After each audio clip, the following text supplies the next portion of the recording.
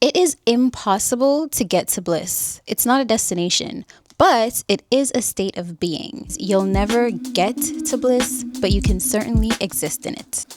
My name is Tiana, and I'm a yoga teacher and holistic wellness advocate. I've spent the last 5 years and counting researching and unlocking the codes to living in my purpose.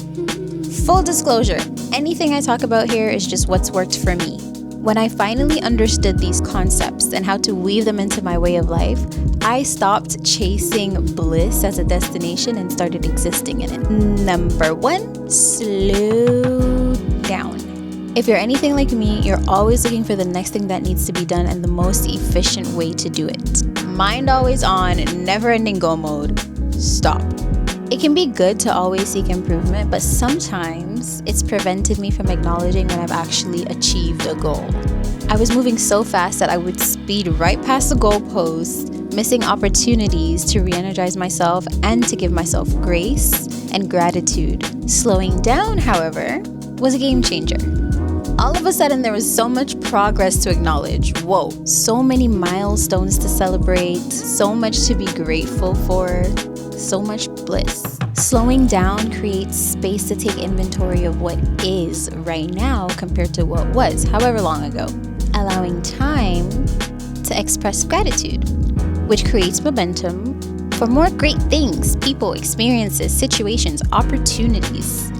This space where we can acknowledge all of these things is where bliss unfolds, and that makes slowing down a major key to experiencing and existing in bliss. Once I started becoming aware of myself when I was going way too fast and creating space to slow down, I didn't feel like I was chasing bliss as a destination anymore, and instead I was existing it. I was opening the space for it to unfold right before my eyes, right in the present moment. Number 2, say no to things that are draining and yes to things that are nourishing.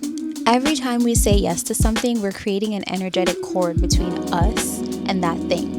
If that thing is taking more from us than it gives, that's a draining connection. If it gives as much as it takes or more than it takes, or if it gives an abundance of something in exchange for an abundance of something we're willing to give, then it's a nourishing connection.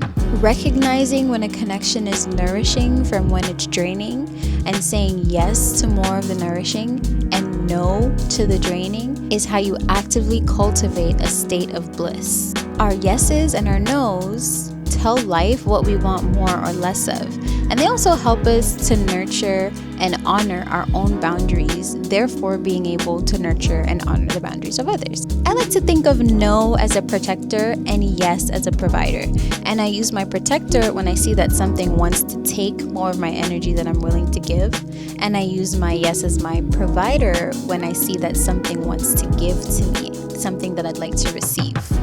It's important to use your yes and your no wisely. When I learned this, let me tell you, the way I've been living and bathing in bliss, like it all feels like bliss now. It all feels like I'm creating it, because really and truly, I do have the power. You want this? Yes. You want to do that? No. My yeses and my nos are so empowering for me now that I understand that to a point of integration. Number 3. Failure is a mindset. When things aren't going as expected or they don't go as expected, we have 2 choices. We can choose to see them as failure, which is finite, definite, limiting, or we can choose to see it as a step towards things going the way we want. Data. Now that I know that this thing doesn't work, I know what not to do, and I have a good place to start from, or to continue from. This mindset supports bliss because it reminds us that it's the path to getting to a goal that makes it blissful.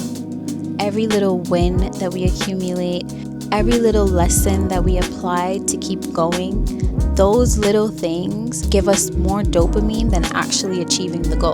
This mindset turns everything into a game, a challenge, a dopamine generating machine. It makes it so much fun, and that's where the bliss is.